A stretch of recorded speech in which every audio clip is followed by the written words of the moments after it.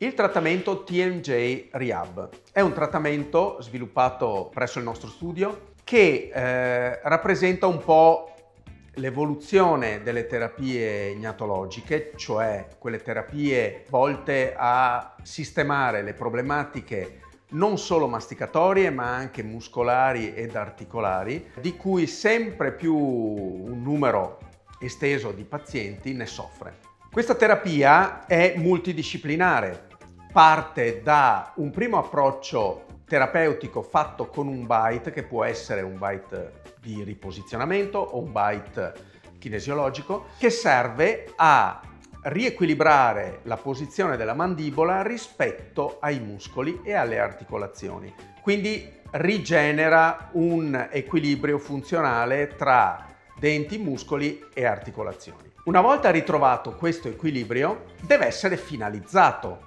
Come si effettua la finalizzazione? La finalizzazione avviene attraverso delle ricostruzioni che coinvolgono tutti i denti e sono ricostruzioni che servono per fare in modo che quando il paziente chiude la bocca è come se avesse ancora tutti i vantaggi dati dal posizionamento ottenuto con il bite. Chiaramente il bite non può essere mantenuto a vita 24 ore su 24, per questo poi il trattamento termina con una riabilitazione protesica definitiva.